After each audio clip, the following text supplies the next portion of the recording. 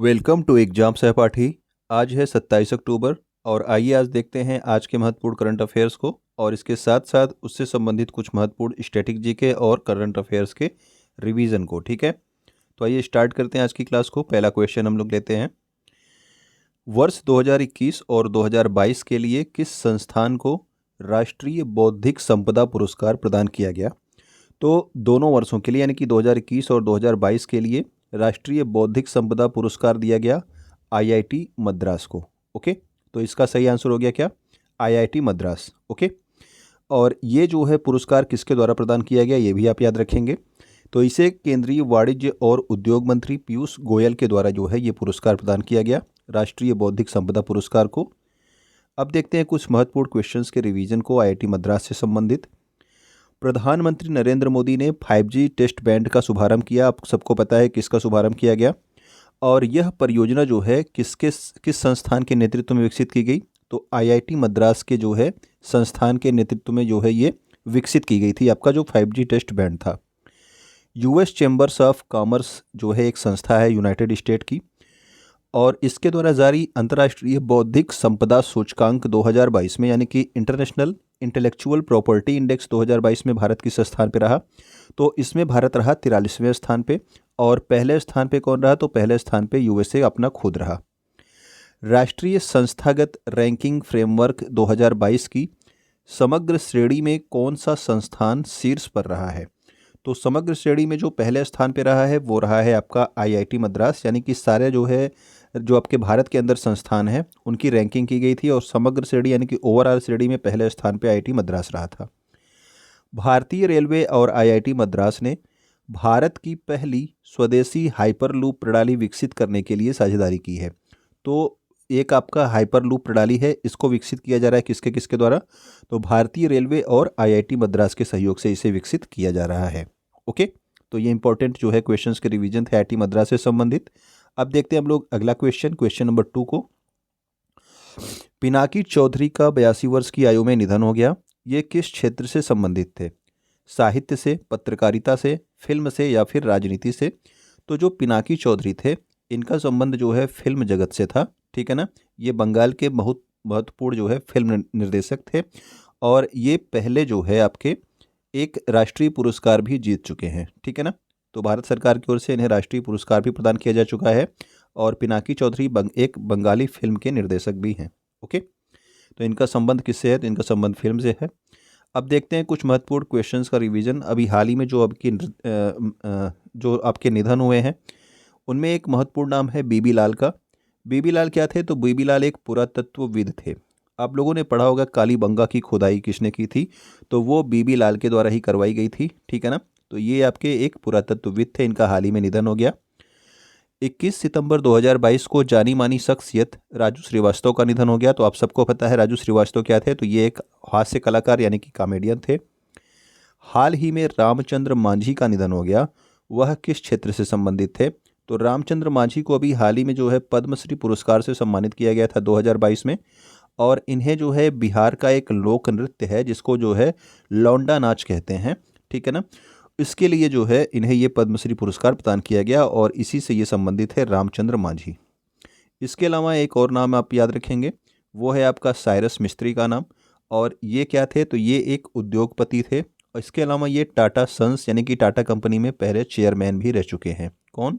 Cyrus मिस्त्री। और ये सभी अभी पिछले महीने के ही डेथ है, तो ये आपको याद रहने चाहिए। ओके, नेक्स्ट हमारा क्वेश्चन है, from dependence to self reliance नामक पुस्तक किसने लिखी है? तो from dependence to self reliance नामक पुस्तक ये लिखी गई है आपके सी रंगराजन द्वारा या फिर मनमोहन सिंह द्वारा या अरविंद अडिगा या फिर विमल जालान द्वारा।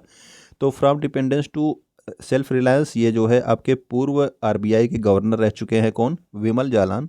ठीक है, इनके द्वारा ये पुस्तक लिखी गई है। ओके, तो इसको जो है विमल जालान ने लिखा है और आपको याद रखना है कि ये पहले जो है यानी कि विमल जालान ये पहले आरबीआई के भारतीय रिजर्व बैंक के 20वें गवर्नर रह चुके हैं 1997 से 2003 तक। इसके अलावा ये राज्यसभा के सदस्य भी रह चुके हैं। ओके, तो अब देखते हैं कुछ महत्वपूर्ण क्वेश्चंस के रिवीजन को। आरबीआई से संबंधित कुछ महत्वपूर्ण क्वेश्चंस। हाल ही में डिजिटल भुगतान सूचकांक किस संस्थान के द्वारा जारी किया गया? तो डिजिटल भुगतान सूचकांक है, तो ये किसके द्वारा जारी किया गया? आरबीआई के द्वारा जारी किया गया। अगला हमारा है, भारतीय रिजर्व बैंक ने बैंक सेवाओं में सुधार के लिए बीपी कानूनगो की अध्यक्षता में एक 6 सदस्यीय समिति का गठन किया है। तो ये आपको याद रखना है कि ये बैंक की उपभोक्ता सेवाओं में सुधार के लिए बीपी कानूनगो की अध्यक्षता में आरबीआई ने 6 सदस्यीय समिति गठित की है। अगला हमारा है, ये आपका इंपॉर्टेंट हो सकता है आपके लिए, आप इसको याद जरूर रखेंगे। भारतीय रिजर्व बैंक ने डिजिटल भुगतान से संबंधित 2 पहल स्टार्ट की थी। पहला तो आपका था यूपीआई 123 पे। तो यूपीआई 123 पे क्या था? इसमें जो आपके फीचर फ़ोन होते हैं, यानी कि जिसमें इंटरनेट नहीं होता जिन फ़ोन में, उनमें भी आप यूपीआई से भुगतान सुविधा प्रदान की गई, ठीक है ना। उनमें भी आप यूपीआई से भुगतान कर सकते हैं, ये सुविधा प्रदान की गई। डिजिटल आपका कौन सी सुविधा है? यूपीआई 123 पे के द्वारा। इसके अलावा दूसरा है आपका डिजी साथी। तो डिजी साथी क्या था कि डिजिटल भुगतान से संबंधित आपको कोई भी प्रॉब्लम होती है तो आप 24/7 जो है इस पर एक जो है नंबर दिया गया है, इस पर आप कॉल करके जो है डिजी साथी से बात करके अपना सारी समस्याओं को सुलझा सकते हैं, ठीक है ना। अब नेक्स्ट हमारा है, आरबीआई गवर्नर शक्तिकांत दास ने, वर्तमान में जो आरबीआई गवर्नर हैं वो है आपके शक्तिकांत दास। इन्होंने वित्तीय नवाचार को बढ़ावा देने के लिए बेंगलुरु में रिजर्व बैंक इनोवेशन हब का उद्घाटन किया। तो याद रखना कि रिजर्व बैंक इनोवेशन हब का उद्घाटन कहाँ पे किया गया? तो ये किया गया आपके बेंगलुरु में आरबीआई के द्वारा। क्वेश्चन नंबर 4 देखते हैं हम लोग। चीन को पछाड़कर भारत का तीसरा सबसे बड़ा निर्यात बाजार कौन बन गया है? तो सबसे बड़ा जो निर्यात बाजार बन गया है वो कौन बन गया है? तो नीदरलैंड बन गया है, या फिर जो है संयुक्त अरब अमीरात, या बांग्लादेश, या फिर ब्राज़ील। तो भारत का जो सबसे तीसरा जो है, तीसरा ये थर्ड है, तीसरा सबसे बड़ा निर्यात बाजार, तो वो बन गया है आपका नीदरलैंड, ठीक है ना। पहले चीन तीसरे नंबर पे था, अब जो है कौन आ गया है? तो अब जो है आपका नीदरलैंड तीसरे नंबर पे है। ओके, तो याद रखना ये जो निर्यात होता है ये क्या होता है? यानी कि भारत से दूसरे देशों में चीज़ों को भेजा जाना, ठीक है ना। तो भारत से दूसरे देशों में जो चीज़ें भेजी जाती है उसको निर्यात कहते हैं। तो इसमें जो है तीसरे नंबर पे अब कौन आ गया है? नीदरलैंड आ गया है। अब इससे संबंधित कुछ महत्वपूर्ण क्वेश्चंस का रिवीजन देखते हैं।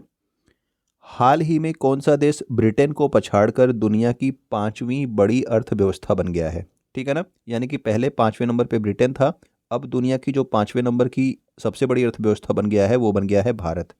और इसकी वार्षिक वृद्धि दर कितनी? 7% के साथ ये जो है आपका दुनिया की 5वीं बड़ी अर्थव्यवस्था बन गया। पहले नंबर पे आपका कौन था? अमेरिका। दूसरे पे चीन था, अर्थव्यवस्था के मामले में बात हो रही है। तीसरे में जापान, चौथे में जर्मनी, और 5वें नंबर पे अब कौन आ गया है? भारत। भारत के विदेश व्यापार आयात और निर्यात से संबंधित, यानी कि विदेशों से जो व्यापार होता है उसमें हम लोग या तो आयात करते हैं या फिर क्या करते हैं? निर्यात करते हैं, यानी कि दूसरे देशों से सामान अपने देश में मंगाते हैं, आयात करना, या फिर अपने देश से सामान दूसरे देशों में भेजते हैं। तो इससे संबंधित जो सभी आवश्यक जानकारी है इसको एक ही स्थान पर प्राप्त करने के लिए एक पोर्टल स्टार्ट किया गया जिसका नाम है निर्यात पोर्टल, ठीक है ना। और इसका शुभारंभ किसके द्वारा किया गया? तो प्रधानमंत्री नरेंद्र मोदी के द्वारा किया गया, यानी कि निर्यात पोर्टल पे हम आयात और निर्यात से संबंधित सारी जानकारी एक ही जगह पर पा सकते हैं। ओके, अगला हमारा है नीति आयोग के निर्यात तत्परता सूचकांक 2021 में शीर्ष पर, यानी कि पहले नंबर पे कौन है? तो वो है आपका गुजरात, ठीक है। तो निर्यात तत्परता सूचकांक किसने जारी किया? नीति आयोग ने जारी किया, और इसमें गुजरात पहले नंबर पे है। इसके बाद क्रमशः दूसरे और तीसरे नंबर पे कौन है? तो दूसरे नंबर पे महाराष्ट्र, और तीसरे नंबर पे कौन है? तो ये है आपका कर्नाटका। किस राज्य में निर्यात व्यवसाय को गति देने एवं बेहतर सुविधा प्रदान करने के उद्देश्य से वर्ल्ड ट्रेड सेंटर की आधारशिला रखी गई? तो निर्यात व्यवसाय को गति देने की और बेहतर सुविधा प्रदान करने के लिए वर्ल्ड ट्रेड सेंटर आपके झारखंड में स्थापित किया गया, ठीक है ना। तो वर्ल्ड ट्रेड सेंटर से संबंधित आप याद रखेंगे भारतीय राज्य, तो वो है आपका झारखंड। नेक्स्ट क्वेश्चन है हमारा, अमेरिका के किस शहर में वर्ष 2023 से दीपावली की आधिकारिक छुट्टी की घोषणा की गई है? वाशिंगटन डीसी, न्यूयॉर्क, शिकागो, या फिर लॉस एंजलिस। तो अब जो है अगले साल 2023 से न्यूयॉर्क में क्या होगा? दीपावली की छुट्टी की घोषणा की गई है, यानी कि स्कूलों और जो है कार्यालयों में छुट्टी रहेगी। ओके, तो ये किस शहर में? अमेरिका, पूरे अमेरिका में नहीं, केवल अमेरिका के न्यूयॉर्क शहर में। ओके, अब देखते हैं कुछ महत्वपूर्ण क्वेश्चंस को। फीफा फुटबॉल वर्ल्ड कप 2026 का आयोजन जो है ये किन देशों में किए जाने की घोषणा की गई है? तो फीफा जो है 2026 का जो होना है वो होगा अमेरिका, कनाडा और मेक्सिको में। 2022 का कहाँ पे होना है? तो वो होना है आपका दोहा कतर में। ओके। वित्तीय वर्ष 2021-22 में भारत से वस्त्रों का शीर्ष निर्यात गंतव्य देश कौन सा है, यानी कि भारत से जो वस्त्र भेजे गए हैं, कपड़े जो है सबसे ज़्यादा किस देश में भेजे गए हैं। ठीक है, तो ये भेजे गए हैं अमेरिका में। और कपड़ों में भी सबसे ज़्यादा सूती वस्त्र का निर्यात किया गया है, यानी कि सूती कपड़े सबसे ज़्यादा भेजे गए हैं। आईसीसी T20 विश्व कप 2024 का आयोजन कहाँ पे किया जाएगा, तो ये भी आयोजन होगा अमेरिका और वेस्ट इंडीज में। ठीक है ना। तो फीफा जो है वर्ल्ड कप 2026 भी आपके अमेरिका, कनाडा, मेक्सिको में मिला के किया जाएगा। इसके अलावा आईसीसी T20 विश्व कप जो अभी हो रहा है, तो अब अगला जो है 2024 वाला कहाँ पे होगा, तो वो होगा आपके अमेरिका और वेस्ट इंडीज में। ओके। आइए अगला क्वेश्चन देखते हैं, क्वेश्चन नंबर 6। तो आपसे एक रिक्वेस्ट है कि अगर आप लोग यहाँ तक वीडियो देख रहे हैं तो वीडियो को आप लोग लाइक ज़रूर कर दिया कीजिए। ठीक है ना। और कुछ ना कुछ आप लोग ज़रूर कमेंट कर दिया कीजिए, इससे जो है थोड़ा सा वीडियो को फ़ायदा होगा। नहीं तो जो है आप लोग ना लाइक करते हैं ना ही कमेंट करते हैं, देखते हैं आप लोग कम से कम 1000-2000 लोग, और लाइक कमेंट केवल 100-185 रह जाते हैं। ओके। तो अगर आपको जो है पसंद आ रहा हो कंटेंट तो आप ज़रूर लाइक किया कीजिए। तो क्वेश्चन है हमारा, किस राज्य की कैबिनेट ने SC/ST समुदाय के लिए आरक्षण बढ़ाने को मंजूरी दी है अभी हाल ही में, तो इसी महीने की बात है। तो ये कर्नाटक है, तमिलनाडु, हरियाणा या फिर केरल राज्य है। तो इसका जो सही आंसर है ये है आपका कर्नाटका राज्य। ठीक है ना। इसने SC/ST यानी कि आपका जो आपके अनुसूचित जाति और जनजाति समुदाय हैं, इनके लिए आरक्षण बढ़ाने को मंजूरी दी है। ठीक है। तो कर्नाटक राज्य इसका सही आंसर है। अब देखते हैं इससे संबंधित कुछ पॉइंट्स को। तो कर्नाटक कैबिनेट ने अनुसूचित जाति और जनजाति समुदाय के लोगों के आरक्षण को 15% से 17% और 3 से 7% करने के अध्यादेश को मंजूरी दी है। ठीक है ना। तो कर्नाटक सरकार ने आरक्षण को बढ़ाया है। अब देखते हैं कुछ महत्वपूर्ण क्वेश्चंस के रिवीजन को आरक्षण से ही संबंधित। किस राज्य सरकार ने नौकरियों में SC/ST, OBC और EWS के सदस्यों के लिए 77% आरक्षण के प्रस्ताव को मंजूरी दी है। तो आरक्षण जो है 50% देना ही तय किया गया है, लेकिन अभी झारखंड राज्य में जो है 77% आरक्षण का प्रावधान किया गया है। ओके। तो ये भी आप याद रखेंगे। सर्वोच्च न्यायालय ने तमिलनाडु राज्य के वन्नियार समुदाय के लिए 10.5% आरक्षण को रद्द कर दिया है। तो तमिलनाडु ने वन्नियार समुदाय को अकेले ही 10.5% आरक्षण दे दिया था, जिसे जो है सर्वोच्च न्यायालय ने अभी हाल ही में क्या कर दिया, इस फैसले को, तमिलनाडु के इस फैसले को रद्द कर दिया। क्वेश्चन नंबर 7 देखते हैं हम लोग। अक्टूबर 2022 में लॉस एंजल्स में आयोजित सैटर्न अवार्ड्स में किस फिल्म ने सर्वश्रेष्ठ अंतर्राष्ट्रीय फिल्म का पुरस्कार जीता है। तो ऑस्कर के पहले ये होते हैं आपके सैटर्न अवार्ड्स। ठीक है ना। तो ये आपके लॉस एंजलिस में हो रहे हैं, और इसमें सर्वश्रेष्ठ अंतर्राष्ट्रीय फिल्म का पुरस्कार जीता है RRR ने। ठीक। तो RRR ने जो है इसमें सर्वश्रेष्ठ अंतर्राष्ट्रीय फिल्म का पुरस्कार जीता है। यहाँ से जीतने के बाद फिल्में जो हैं ऑस्कर के लिए जो है क्या होती हैं, आगे बढ़ाई जाती हैं। ठीक है ना। तो अगला जो है कुछ रिवीजन देखते हैं हम लोग। तो रिवीजन में हम लोग आज देखेंगे 68वें राष्ट्रीय फिल्म पुरस्कार जो आपके 2020 के लिए दिए गए हैं। ये भी आपका इंपॉर्टेंट है कि 68वें जो राष्ट्रीय फिल्म पुरस्कार हैं इस वर्ष दिए गए हैं, लेकिन किस वर्ष के लिए दिए गए, तो 2020 की फिल्मों के लिए दिए गए। तो इसमें सर्वश्रेष्ठ अभिनेता चुने गए अजय देवगन तानाजी मूवी के लिए, और सूर्या जो है सोराराई पोट्रू मूवी के लिए। तो इसमें 2 लोग जो है सर्वश्रेष्ठ अभिनेता चुने गए, अजय देवगन और सूर्या। सर्वश्रेष्ठ अभिनेत्री कौन रही, तो सर्वश्रेष्ठ अभिनेत्री रही अपर्णा बालमुरली, और इनकी किस फिल्म के लिए, तो सोराराई पोट्रू फिल्म के लिए। ठीक है। जिस फिल्म के लिए सूर्या को जो है सर्वश्रेष्ठ अभिनेता का पुरस्कार प्रदान किया गया। सर्वश्रेष्ठ निर्देशक कौन रहे, तो ये रहे आपके सच्चिदानंद KR। ठीक है। और मोस्ट फ्रेंडली स्टेट जो है आपका स्टेट कौन रहा, यानी कि फिल्म फ्रेंडली स्टेट, तो वो रहा आपका मध्य प्रदेश। इसको ये अवार्ड दिया गया मोस्ट फिल्म फ्रेंडली स्टेट का। बेस्ट पॉपुलर फिल्म कौन सी रही, तो पॉपुलर फिल्म जो रही वो रही आपकी तानाजी, जिसके लिए अजय देवगन को जो है बेस्ट एक्टर का अवार्ड दिया गया। और बेस्ट फीचर फिल्म अगर आपसे पूछ लिया जाए तो बेस्ट फीचर फिल्म रही आपकी सोराराई पोट्रू। और बेस्ट हिंदी फिल्म, ठीक है, तो सोराराई पोट्रू कौन सी फिल्म है, तो ये आपकी तमिल फिल्म थी। लेकिन अगर आपसे पूछा जाए कि बेस्ट हिंदी फिल्म कौन चुनी गई, तो वो चुनी गई तुलसीदास जूनियर, और इसके डायरेक्टर कौन थे, तो वो थे आपके आशुतोष गोवारिकर। अब देखते हैं हम लोग क्वेश्चन नंबर 8 को। हम अपने डेली व्यूवर से ये पूछना चाहेंगे कि आपको ये जो नया चेंज है, जो ये नए तरीके से प्रस्तुत करने का तरीका है, क्या आपको ये पसंद आया? अगर आपको पसंद आया तो आप कमेंट करके ज़रूर बताएंगे। या फिर जो है आपको पिछले तरीके से ही चाहिए, आप ये भी कमेंट करके ज़रूर बताएंगे, ठीक है ना, ताकि जो है इसमें कुछ सुधार किया जा सके। वर्ष 2023 में इंटरपोल महासभा की 91वीं बैठक किस देश में आयोजित की जाएगी? तो 2023 में इंटरपोल महासभा की जो 91वीं बैठक है, केन्या में आयोजित होगी या फिर सोमालिया में या फिर ऑस्ट्रेलिया में या फिर ऑस्ट्रिया में। तो अभी जो 2022 में आयोजित हो रही थी वो कहाँ पे हो रही थी? तो 2022 में ये भारत में आयोजित किया जा रहा था, ठीक है ना। अब जो है इसे आयोजित किया जाएगा ऑस्ट्रिया देश में। ओके, तो इसका जो सही आंसर है वो क्या हो गया? Option number D, Austria. तो 91वीं यानी कि 2023 में जो अगली बैठक होनी है उसकी बात हो रही है। तो 2023 में ये ऑस्ट्रिया में आयोजित होगी, जबकि आपको याद होना चाहिए कि 90वीं बैठक अभी हुई है 18 से 21 अक्टूबर 2022 तक, और इसे नई दिल्ली में जो है आयोजित किया गया था। ठीक, तो 90वीं बैठक इंटरपोल की कहाँ हुई? भारत में। अब अगली होगी आपके ऑस्ट्रिया में 2023 में। अब देखते हैं कुछ महत्वपूर्ण क्वेश्चंस को इससे संबंधित। इंटरपोल के जो वर्तमान में अध्यक्ष हैं वो कौन है? तो वो हैं आपके अहमद नासर अल रईसी, ठीक है ना। इंटरपोल क्या है? इंटरनेशनल पुलिस है, ठीक, पूरे वर्ल्ड की जो पुलिस है उसको जो है इंटरपोल कहते हैं।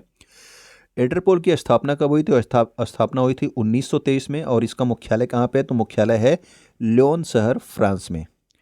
इंटरपोल के बाल यौन शोषण डेटाबेस में शामिल होने वाला 68वां देश कौन बन गया है? तो ये अभी करंट की न्यूज़ है, याद रखेंगे। बाल यौन शोषण डेटाबेस में 68वां देश जो शामिल हुआ है वो है आपका भारत, ठीक है। अब देखते हैं क्वेश्चन नंबर अपना 9 को। क्वेश्चन नंबर 9 है हमारा, दिसंबर 2022 में आयोजित नेत्रहीनों के लिए थर्ड T20 विश्व कप, यानी कि जो आपके देख नहीं सकते हैं, ठीक है ना, उनके लिए उनका जो है T20 विश्व कप जो है इसका एम्बेसडर किसे बनाया गया? तो इनका T20 विश्व कप दिसंबर में होने वाला है, यानी कि नेत्रहीनों का जो T20 विश्व कप है ये दिसंबर में होने वाला है, भारत में ही होगा, और इसका एम्बेसडर बनाया गया है युवराज सिंह को, ठीक है ना। तो युवराज सिंह इसके एम्बेसडर बने हैं। आपका जो नेत्रहीनों के लिए T20 विश्व कप होने वाला है, पहली बार जो ये आयोजित किया गया था T20 विश्व कप, ये 2012 में आयोजित किया गया था। अब ये इसका तीसरा संस्करण है, ठीक है ना। तो इसके जो एम्बेसडर बनाए गए हैं वो हैं आपके युवराज सिंह। नेत्रहीनों के लिए तीसरा T20 विश्व कप 5 से 17 दिसंबर 2022 तक भारत में आयोजित किया जाएगा, ये भी इंपॉर्टेंट है, ठीक है ना। तो ये कहाँ पे आयोजित होगा? तो ये होगा आपके भारत में आयोजित। अब देखते हैं कुछ महत्वपूर्ण क्वेश्चंस के रिवीजन को। हाल ही में आईसीसी ने क्रिकेट के कई नियमों में बदलाव किया, तो ये नियम कब से लागू हुए? तो ये नियम लागू हो चुके हैं 1 अक्टूबर 2022 से। ओके, तो आईसीसी ने कुल 9-10 नए नियम बनाए हैं, और ये सारे नियम जो है 1 अक्टूबर से लागू हो चुके हैं। हाल ही में संपन्न हुए क्रिकेट टूर्नामेंट एशिया कप 2022 का खिताब किसने जीत लिया? तो एशिया कप का खिताब जीत लिया किसने? श्रीलंका ने। और उपविजेता कौन रहा? तो वो रहा पाकिस्तान। अगर मैं आपसे पूछूं कि ये तो एशिया का पुरुषों की कप थी, अगर आपसे पूछूं कि एशिया का जो आपका महिला का अभी कप हुआ है, महिला एशिया कप क्रिकेट से संबंधित, वो किसने जीत लिया है और उसमें जो है उपविजेता कौन रहा? ओके, तो ये भी आप कमेंट करके जरूर बताइएगा। किस देश के क्रिकेट बोर्ड ने देश के पुरुष और महिला क्रिकेटरों को समान प्रारूप में समान मैच फीस देने के लिए एग्रीमेंट किया है? तो अब तक क्या होता था कि क्रिकेट में पुरुषों को अलग फीस दी जाती थी, यानी कि इन्हें ज़्यादा फीस दी जाती थी, और जो महिला क्रिकेटर थी इन्हें कम फीस दी जाती थी। लेकिन अब न्यूजीलैंड ने क्या किया है कि न्यूजीलैंड ने कहा कि हम महिला और पुरुष दोनों क्रिकेटरों को समान फीस देंगे। तो ये पहला देश बन गया जो ऐसा कर रहा है। किस क्षेत्र की टीम ने क्रिकेट के दिलीप ट्रॉफी 2021-22 का खिताब जीता? तो दिलीप ट्रॉफी 2021-22 का खिताब जीत लिया है पश्चिमी क्षेत्र ने। तो भारत के अंदर ही जो है पूर्वी पश्चिमी उत्तरी दक्षिणी क्षेत्र में ये मैच होता है, और इसका उपविजेता कौन रहा? तो उपविजेता दक्षिणी क्षेत्र रहा, ठीक है ना। तो दिलीप ट्रॉफी किसने जीता? तो ये पश्चिमी क्षेत्र ने। और इसमें मैन ऑफ द सीरीज कौन रहे? तो वो रहे आपके जयदेव उनादकत, इनका नाम आपने सुना ही होगा। अगला क्वेश्चन हमारा क्वेश्चन नंबर 10 है, अक्टूबर 2022 में किस स्टॉक एक्सचेंज ने अपने प्लेटफॉर्म पर इलेक्ट्रॉनिक स्वर्ण रसीदें यानी कि इलेक्ट्रॉनिक गोल्ड रिसिप्ट जो है लॉन्च की है? Tokyo stock exchange, London stock exchange, Hong Kong stock exchange या फिर बॉम्बे स्टॉक एक्सचेंज? तो ये हमारे लिए इंपॉर्टेंट है क्योंकि बॉम्बे स्टॉक एक्सचेंज ने इसे जो है जारी किया है, ठीक है ना। तो ये क्या है? इलेक्ट्रॉनिक गोल्ड रिसिप्ट यानी कि इलेक्ट्रॉनिक स्वर्ण रसीदें इसने जारी की हैं। तो ईजीआर के द्वारा क्या किया जाएगा, यानी कि जो आपका इलेक्ट्रॉनिक गोल्ड रिसिप्ट है इसके द्वारा सोने का मानकीकरण किया जा सकता है। इसके अलावा सोने के लेन देन में पारदर्शिता आएगी, यानी कि जो निवेशक होते हैं वो सोने में भी निवेश करते हैं, इसीलिए जो है ईजीआर को लॉन्च किया गया है, ठीक है, इलेक्ट्रॉनिक स्वर्ण रसीदें। अब देखते हैं इससे संबंधित कुछ महत्वपूर्ण क्वेश्चंस को। बॉम्बे स्टॉक एक्सचेंज के वर्तमान में अध्यक्ष कौन है? तो ये अभी नई नियुक्ति हुई है, ये आपको याद होना चाहिए। तो बीएससी के जो वर्तमान में अध्यक्ष हैं वो है आपके एस मुंद्रा। ओके। एशिया का सबसे पुराना और दुनिया का 10वां सबसे पुराना स्टॉक एक्सचेंज कौन सा है? तो ये याद रखना कि एशिया का सबसे पुराना स्टॉक एक्सचेंज तो बॉम्बे स्टॉक एक्सचेंज है। इसके साथ ही ये 10वें नंबर का पूरे विश्व का जो है 10वां सबसे पुराना स्टॉक एक्सचेंज है। बॉम्बे स्टॉक एक्सचेंज की स्थापना कब हुई? तो इसकी स्थापना हुई थी 1875 ईस्वी में। ओके। तो ये हमारे महत्वपूर्ण करंट अफेयर्स थे आज के टॉप 10 क्वेश्चंस। तो उम्मीद करता हूँ कि आपको चीज़ें पसंद आई होंगी, तो आप वीडियो को लाइक करेंगे, वीडियो को आप शेयर भी करेंगे अपने दोस्तों तक जो किसी भी एग्ज़ाम की तैयारी कर रहे हो, ठीक है ना। और वीडियो को जो है देखने के लिए आपका बहुत बहुत धन्यवाद। अगर आप यहाँ पे नए हैं तो वीडियो को आप सब्सक्राइब भी कर लीजिएगा यूट्यूब पे, ताकि आपको अगली वीडियोज़ भी मिलती रहें। और पीडीएफ के लिए आप टेलीग्राम पे जो है चैनल को फॉलो ज़रूर कर लीजिएगा। ओके। तो आपका बहुत बहुत धन्यवाद।